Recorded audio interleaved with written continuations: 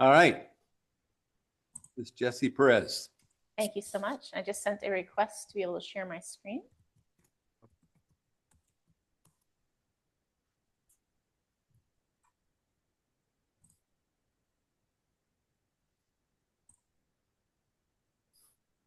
It looks like it's in. Let's make sure that gives me the right presentation. And it did, yay.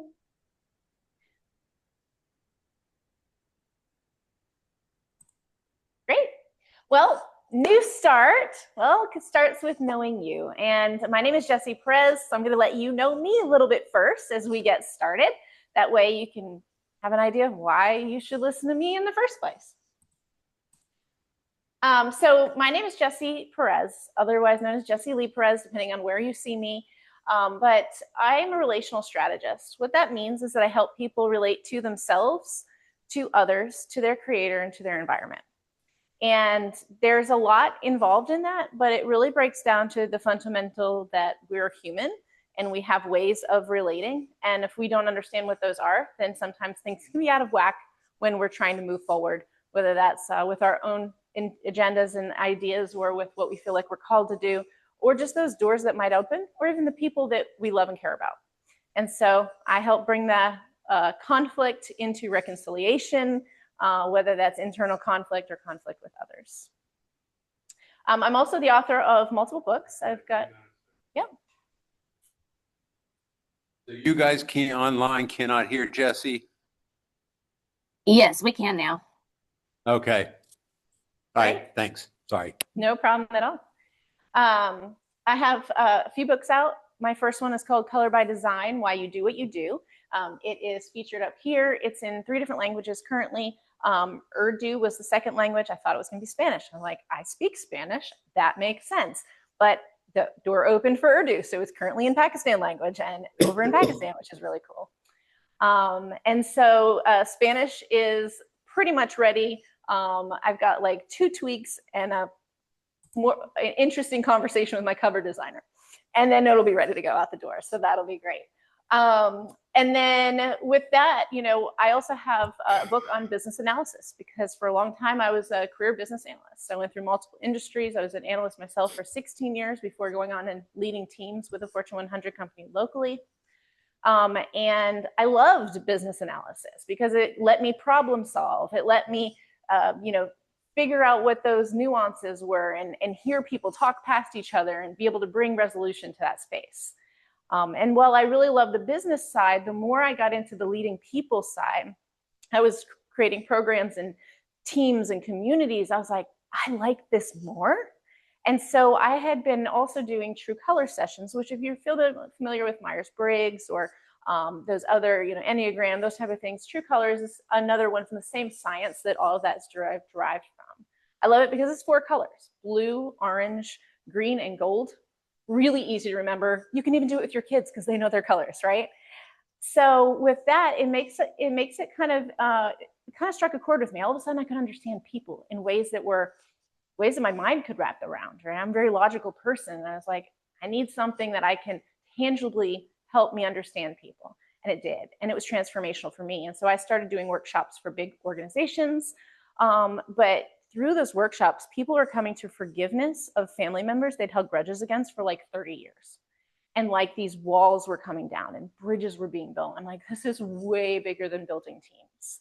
And so I started kind of in parallel while I was going down my corporate career, also doing this, where I was helping people relate to themselves, relate to others. And that's just kind of how my pathway continued to lead towards relational strategist. So as I kind of went along my journey, though, something happened that was a little bit ironic. So as Scott had mentioned, I've been speaking here a few times, you know, over the past year and a half, almost 2 years. And it seems like, I know it's been a little while, hasn't it? And it's always been an amazing session. And each one, we try to bring something a little bit different to the table. And a few months ago, they said, hey, can you speak in November? It's like, yeah, sure, that's great. And right around that time, within a few weeks, I woke up one day and I felt like I should have a TV show. Out of the blue, I'm like, I just feel so strongly like I should have a TV show. And I've never woken up feeling like that before. So I was like, I mean, let me do something about this. So I texted my friend who happened to be a director, and she'd produced a few things. And I said, hey, Dawn, I feel like I should have a TV show. I don't know what it should be about. I don't know what the timeline should be, but it's so heavy. So I figured I'd just text you. That evening, I got a message from somebody I'd never heard of, never met before. It said, hey, I'm the assistant to this lady who's got a TV network out of LA. We want to know if you want to have your own TV show. I was like, well, gee, confirmation doesn't come much more clear than that, right? So I said yes. At this point, I still wasn't sure what I was going to have a TV show about. And I realized, though, that, man, I'm doing all this stuff that I love. And I've just told even people at work that I feel like I've wrapped up and given everything I can in the business realm. And I really want to focus on the people side. Maybe this is it. Maybe it's time for me to pivot, make a fresh start, and start focusing on the people side. And I can do it through the TV show. So we put together this whole pitch. The following Monday, we met virtually with the network out of LA. They loved it, and we're in. And I'm like, oh no, how in the world am I going to keep doing this corporate thing full time, raising 2 kids as a single mom, taking care of the whole household, and run a TV show, and I want to have one of my other books out by the end of the year? This doesn't all fit. I don't know how I'm going to make this work. But, you know, it was a paying job. It provided our insurance. It did all the things that were supposed to happen when you're walking that career line, right? And while I felt like my time was wrapped up there, I was not confident to take that step and walk away. So God did it for me. And 2 weeks after I said yes to the TV show, we got an unexpected meeting on all of our calendars. The entire department of 34 people was being cut. I'd been working with them for 13 years. I was one of the leaders of the department, had no foreknowledge whatsoever that this was coming. And I said, wow. Normally I'd be heartbroken, but right now I'm thinking, this is great. Because I don't have to make that decision anymore. And I can walk out and know that this is what I'm supposed to go do. And so for me, that was the fresh start. And I thought about it afterwards. I was like, well, I'm going to go talk to the career transition group in November, and I'll have been through my own transition by then and be able to talk to you about a little bit about how that went. So really, that's a little bit about what I want to talk about in this. And before I do that, I'm going to let you guys see something that is hot, literally hot off the press. Well, I don't know if it's press, if it's not written, I don't know if that counts, but it's a video. It is the intro for the brand new TV show, Hearts and Tension. We just filmed all of the season 1 2 weeks ago, and they've just sent me the intro for it. So I'm going to let you guys see it. Nobody else has seen it aside from my kids because it just came out today, okay? All right, let's see if this works. Hopefully it's just music, so if you don't hear anything, it's not that big a deal.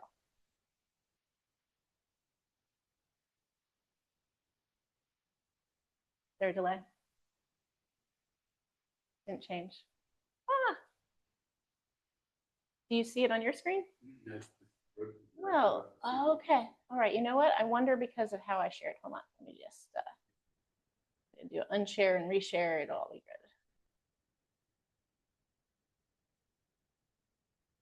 Yeah.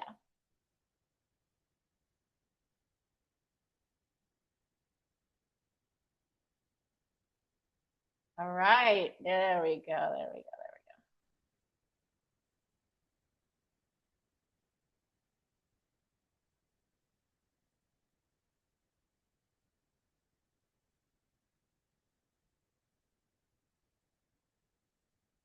Okay, so the sound is really quiet. I'm sorry. Just pretty music, though.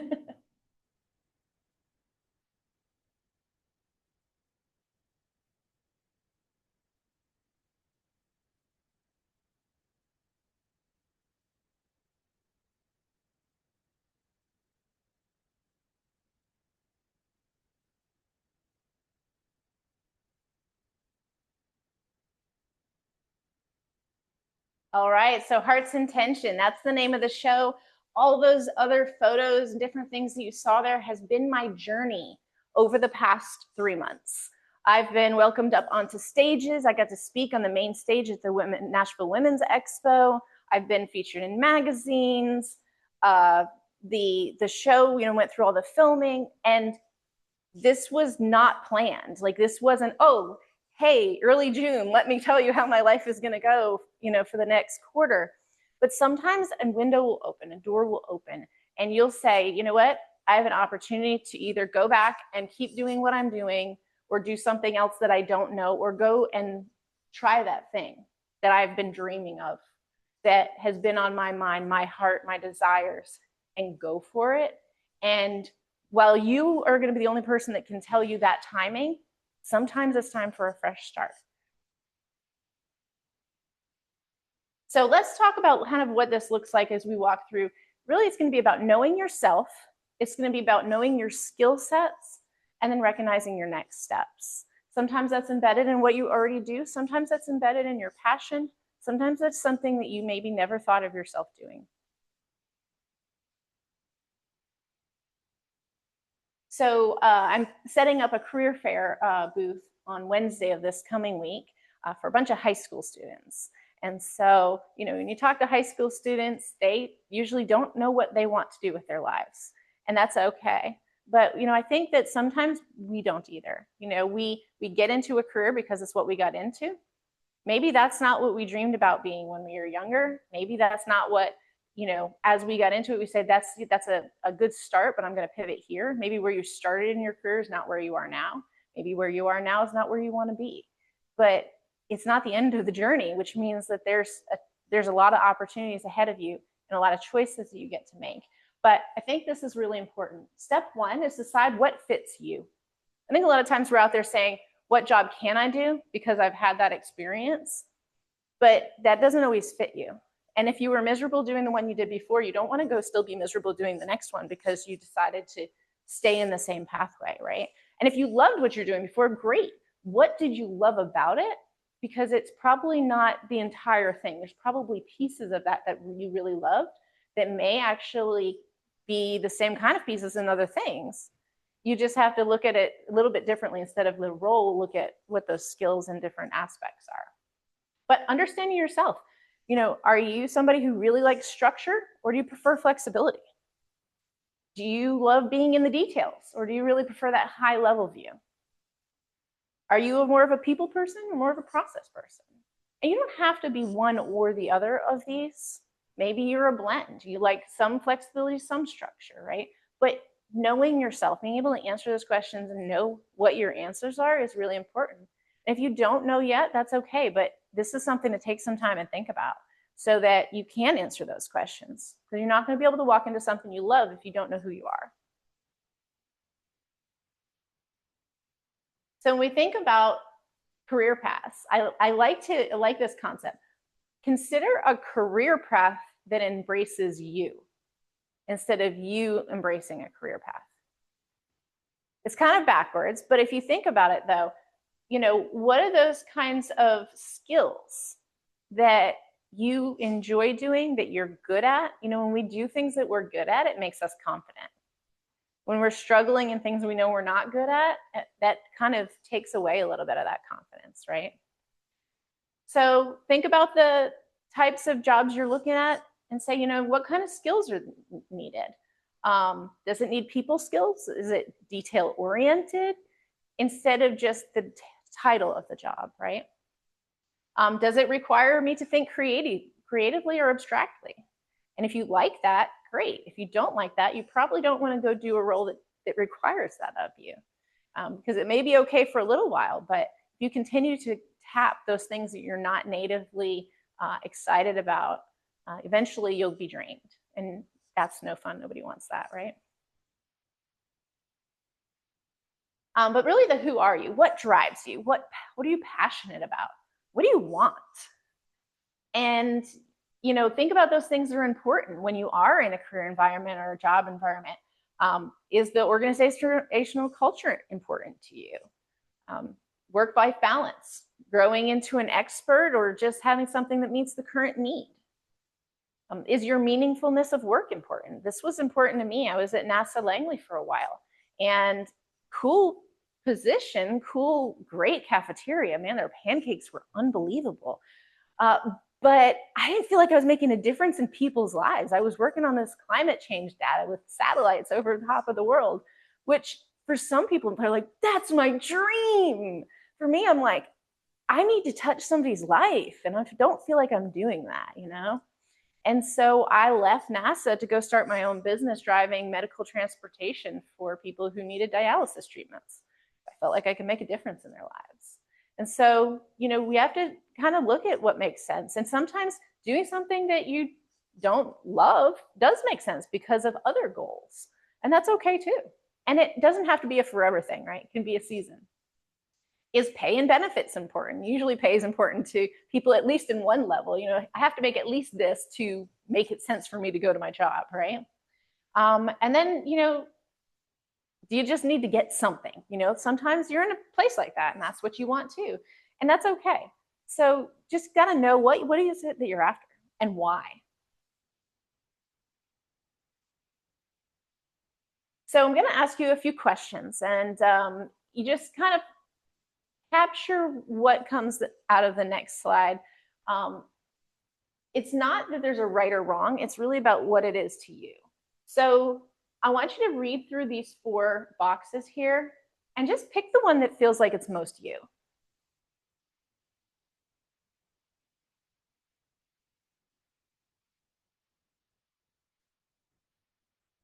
All right, you got it? Anybody still reading? Okay. All right, I want you to remember the color that came up with that, okay? All right, I'll give you a little more time next time, okay?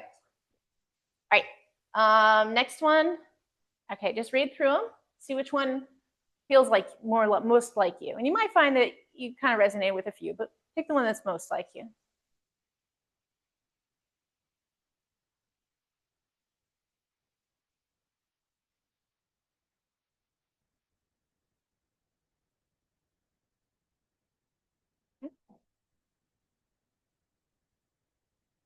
All right. So remember the color for that one as well. We're going to do another one.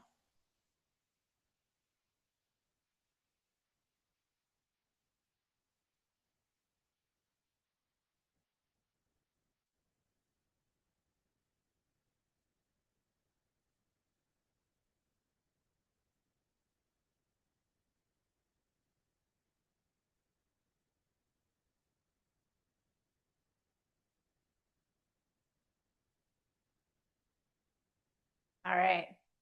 So how many of you had a kind of were gravitating towards the blue box? Okay. How many were gravitating towards the orange? The gold? What about the green? Okay, great. So these colors actually have meaning. So this is what I was talking about when I said I was kind of doing those workshops for the true colors, was the blue, green, orange, and gold. And so everybody's a spectrum of all 4 colors, but what you lead with is what drives you. It's what makes you care about what you care about in life. It's the way that you see the world around you. And my first book is focused really on this, helping people really understand themselves through the colors. Because when you understand yourself through the colors, all of a sudden you'll be like, oh my gosh, that's why I do that. That's why that bothers me. That's why. And so it really is amazing. And so your brightest you is going to drive what you care about in your career as well. And it's also going to probably show some things about why you are gravitating towards or away from certain things. And it's quite amazing once you just kind of start to understand yourself through the colors, how things just start to pop out. But you know, that itself wasn't the assessment. So you take a full assessment if you want to know your full colors, but it really is just a quick tell to say, hey, you know, if at 3 questions I can start to know my color, then maybe if I'm talking to somebody, they'll do certain things once I learn the colors that I'll be like, oh, I'm talking to a green, or I'm talking to a gold or a blue or an orange. And when you're interviewing or when you're working with team members, that's really, really valuable. If you walk into an interview and you introduce yourself, the way that the other person introduces themselves back can reflect their color. And if you know, okay, I'm talking to a green, I need to make sure that I don't over describe things, that I'm straight to the point, because that's what they're going to resonate with. Or if the person's very wording and how was your morning? You're probably talking to a blue. You're going to want to be a little bit more compassionate in your responses and give them a little bit more talk time and things. And so something just as simple as that can change the direction of your interview. So it's an amazing tool that I really love. But this is a neat thing too, that every color has things that I call shadows and brights. Now the brights are all those things that are great about it. Everybody loves how this person's happy and optimistic or organized, or, you know, you can really kind of just fit in with a crowd. And then there are the shadows. This person seems over emotional, this person doesn't have a plan, or this person, and so all those different things that sometimes come up. But if we're aware of that, then as we're working with people who aren't in our same color spectrum, we can acknowledge that and maybe reflect it intentionally more to the bright side so that we just work better together. That really is pretty cool.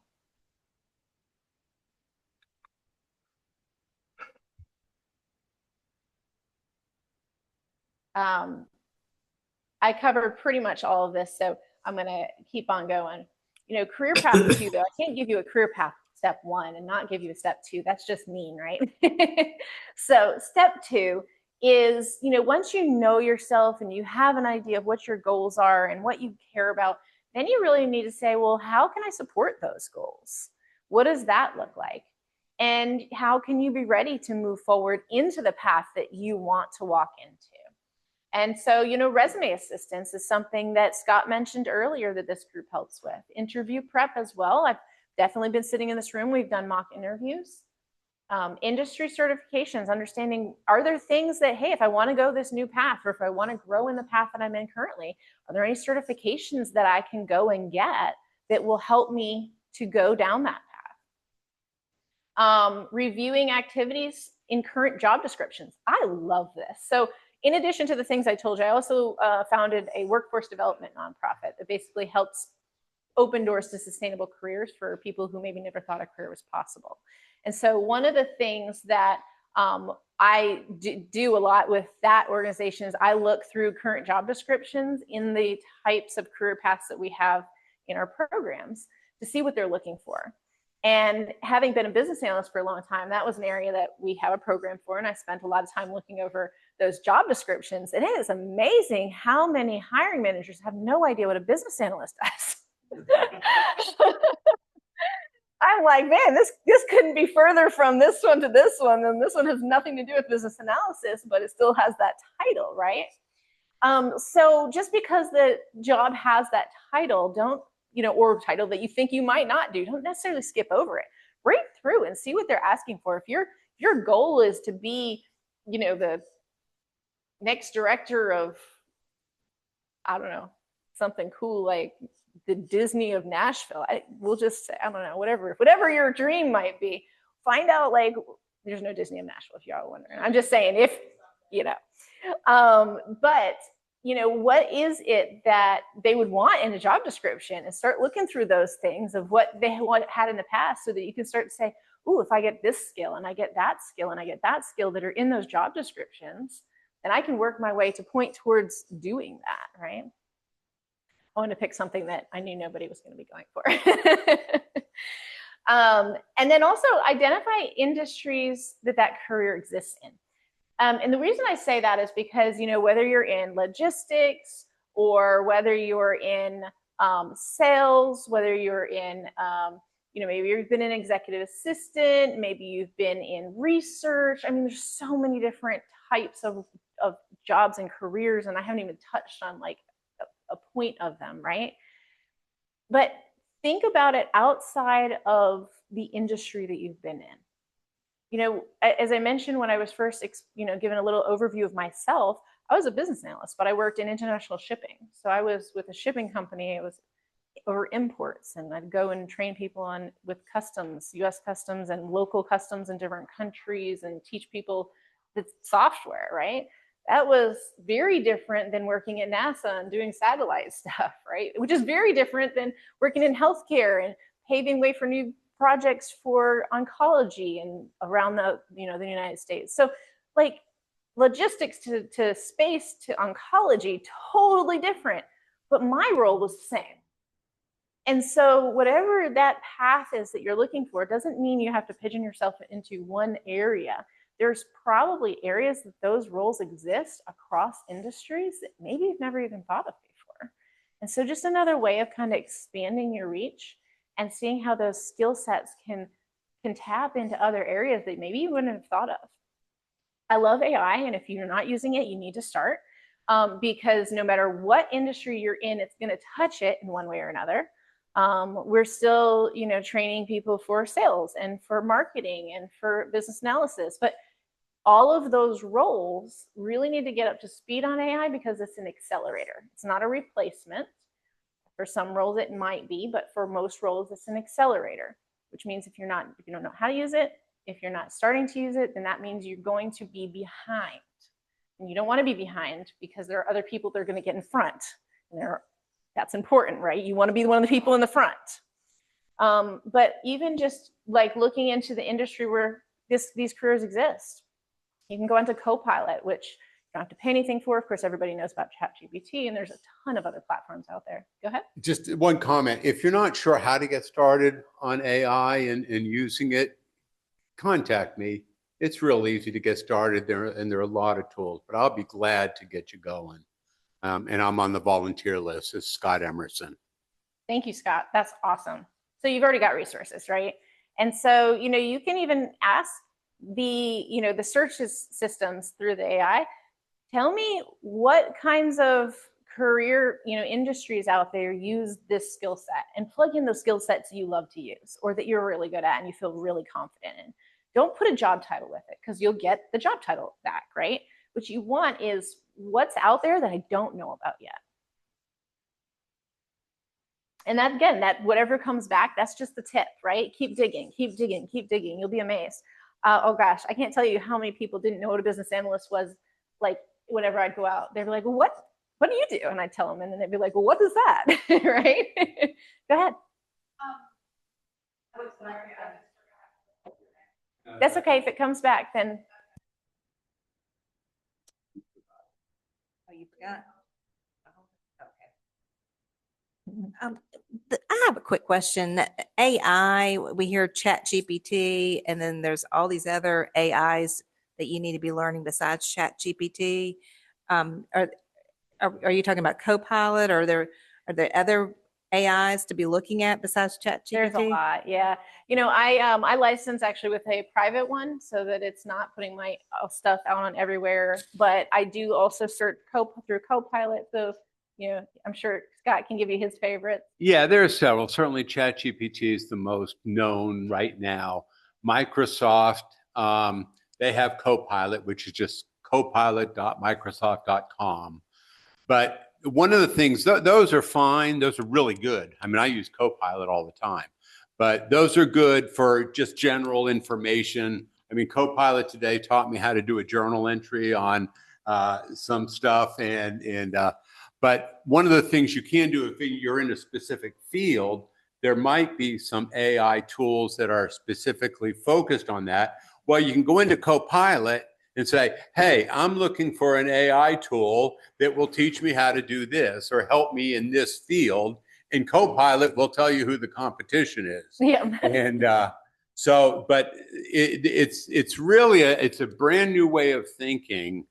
It's like Google on steroids galore.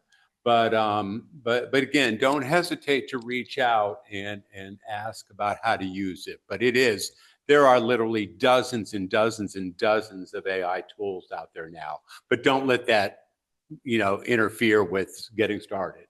They're very specialized. The most of them are very specialized, right?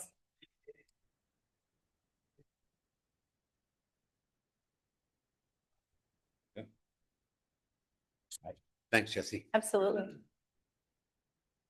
So I want you to know your superpowers. It's important to know those.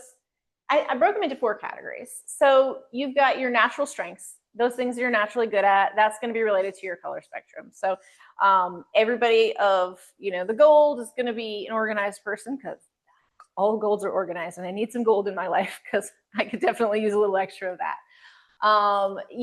So whatever your natural strengths are, those are things you've probably always been good at. Then your experience, you've had experience. And when I want you to think about experience, not just a work experience, but all experience, okay? You've lived life, you've done things, you've gone places, you've met people, you have interacted with family members, all these different things that get poured into that experience. So don't limit it to just your work experience.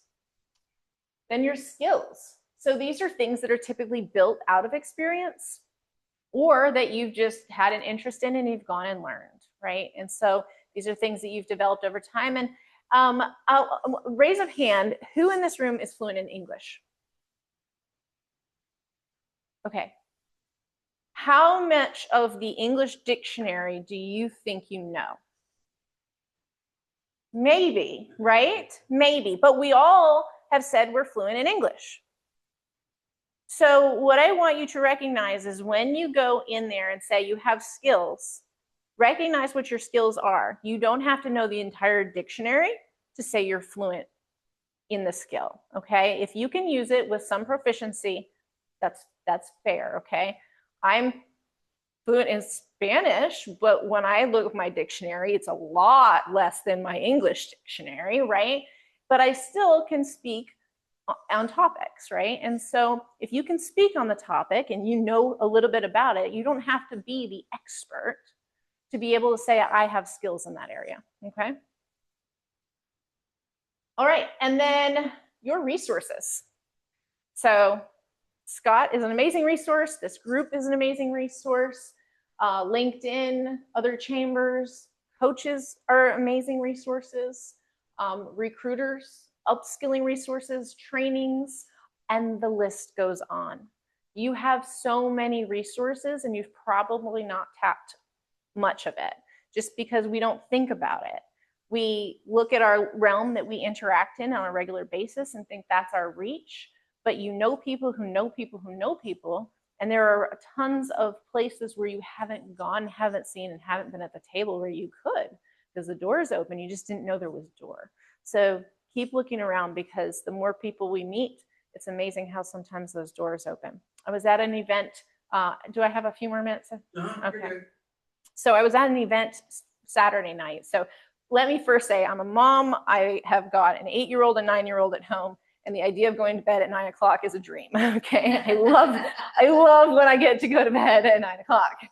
I heard a funny joke not too long ago. It said, when I was a kid, my bedtime was 9 o'clock. Now that I'm a grown up, I wish my bedtime was 9 o'clock, you know? But so I went out to this event and it was gonna be an overnight event, which was like a big deal for a grown up because nobody does that anymore, right? But they said, you don't have to stay overnight. You can just stay as late as you want. And I was like, well, it's the time change night. So even if I leave at 11, I still get back before the time changes and I didn't lose anything. So it's like getting back at 10. Well, I had such an amazing time networking with all of these creatives and dreamers that I ended up there until 1 o'clock in the morning. And when I got in my car and looked at the time, I was like, holy moly, barely made it home before that time changed. But what happened there was amazing because I walked into a room where I didn't know anybody and I left with so many connections. One of the guys though was really interesting. He builds Legos for a living, okay? That's his job. Like he goes to like the big movie premieres and builds these massive things that you're like, there's no way that's really Legos. It is. And that's what he does. And I was talking to him and he was fascinating because he, of course, as we don't just do our job, right? We have other thoughts, we have other interests, and we had these great conversations about the human psyche and how people develop. And he started telling me about his vision for if he ever has kids, he doesn't want to tell them have to go to college. He says, I want to give them an option. They can go to college if they need to go to do something specific that college is required for. He said, but I have this idea, and he put his initials in front of him and called, his initials university. He says, I want to give them that option. He goes, which means they can move to any city they want. I will pay for their living costs for 4 years, just as I would if they were going to a university. They don't even have to get a job. But what they do have to do is they have to do this assignment. They have to meet 5 people every week and meet with those people and write me every 2 weeks a report on the 10 people that they met. And they have to do that every single week throughout this duration. Because if a door doesn't open to them in 4 years of doing that, then they just need to move back home with mom and dad because they're inept. And I was like, I love it. I'm in. So we aren't out there meeting the people that are going to open the door if we stay in our bubble. We really got to get out. We really got to say, you know what? I might not know anybody at this event, but I'm going to show up anyway. I actually was invited by somebody I knew, and then she got sick, so I showed up anyway. And it was amazing. So you need to know what your gap is, though. You need to know where you are currently, what are those skill sets, those superpowers, right? And where you want to go. Just like a GPS, you can put in where you are now and where you want to go. But if either of those 2 points are missing, you can't get to your destination. You got to know where you want to go. So step 1, if we remember, knowing yourself, knowing what you're passionate about, knowing what drives you. And then step 2 is assembling those resources and being able to do something about it.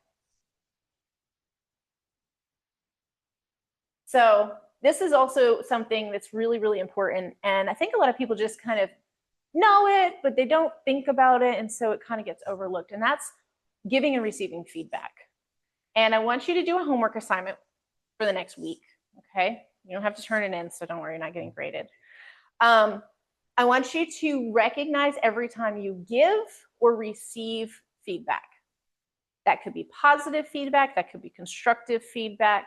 And I want you to see what you do with it. So when you gave the feedback, what was your motivation behind that? Was it to help somebody grow, or was it to be critical?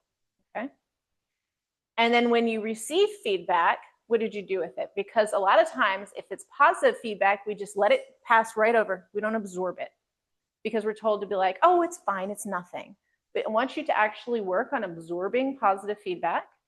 And then when you receive feedback that can be constructive feedback, I also want you to stop and reflect on it. Don't just let it go over your mind, even if you're like, that's not me, there's no way that's true. Stop and reflect on it and say, could it be? Could it possibly, if has more than one person said this in my life in different ways? And if so, what can I do about it? Okay, so that's your homework. And you can turn it into Scott. So really it's just about taking action now. You know, you could come here, you could get lots of great stuff, but if you walk out the door and don't do anything with it, it doesn't really help you, right? And so now it's your decision to say, what are you going to take from this tonight? What are you going to do when you walk out the door? And I'll just say thank you. And this is for my books here in the center, if you want to find out what books I have. And then the Joy Empowered Life is what is the site I have for all my coaching, both the personal, professional, and team coaching. And then the workforce development nonprofit I mentioned earlier is over here on the your right. I left. And if you have any questions, I'm here to be able to answer anything you may have. Is there any questions online? One for me, which I'll get. Okay. Any other questions online? Did you think of your questions? No. Okay. Oh, good. Okay. Any other questions online? No. What color are you? I am bright green orange, and they are both way up top, and my blue gold are way down at the bottom. So I kind of love to kind of wing it and be free and fun, but then my green kicks in and says, but be logical and practical. So, yep. You're getting lots of thank yous online. Wonderful, wonderful. So, You're saying, Scott, will you take the louder so that people online can hear you? so when you were saying you had like the 3 different careers and but the same role, like what would you say that role is? I know you said business analytics, but A business analyst, yeah. analyst. And so the difference between business analytics and business analysis, in case anybody's thinking about those two, business analysis is helping to identify what the problem is and usually be the conduit between the business need and a solution. And a lot of times that's a technical solution. whereas business analytics is focused on data and reporting typically. Yeah. So basically I would go into rooms where the business team had a need and they needed a solution. And I would help them really refine the need and understand exactly what it was so that whatever the solution they got was actually going to meet the need. And then usually we build some kind of a system and I'd write up the requirements and workflows and things to make sure that the technical team could build what that solution was to meet the need. Yeah. Yeah. Okay. You know, if you love problem solving, it's a great industry to be in. So. Yes, yes, absolutely. Any other questions? You guys feel like you got something that you can take away and put to use? Yeah, great. Super. All right, great. Well, you can find me on LinkedIn, Instagram, and Facebook, all under Jessie Perez in color. On some of them, there's a dash, and some of them there's not. But if you put Jessie Perez in color, you will find me. So, okay. Absolutely.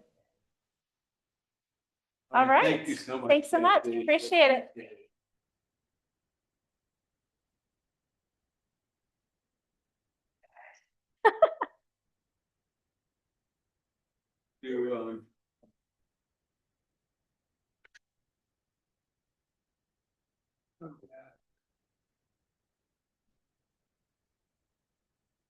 Thank you so much.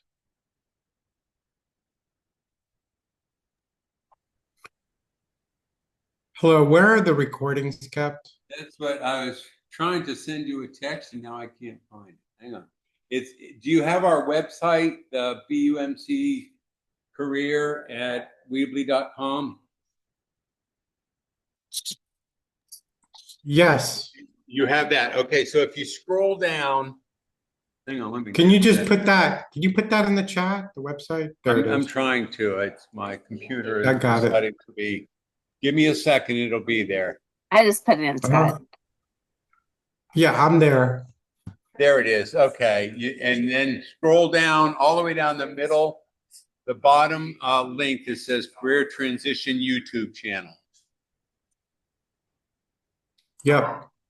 They're all there, at least for this year. Okay. Wasn't there a folder or something? I thought there was a Well, okay. So folder. then are you still on the website? Yeah. Okay. If you go to, where'd it go? Hang on. If you go up a little bit and to the right, there's a link to the shared drive. Yep. Okay. Those take you to our box folders, and there are a lot of recordings in there from prior years.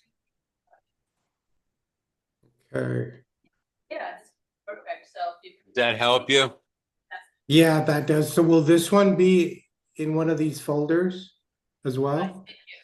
Thank you, Scott. Oh, yeah, thanks. I'm sorry, did you find them okay? Yeah, I did. I was just wondering if we were gonna put this recording in one of these folders as well. I We guess for are. the It'll be 2025. on the YouTube channel. Okay. And All it'll be right, a thank couple you. days before it gets there. Okay. Sounds good. Any other Thanks. questions? Feel free to reach out to, I'm on the volunteer list. Feel free to reach out to me away from here. Sure. Have a good night. Okay.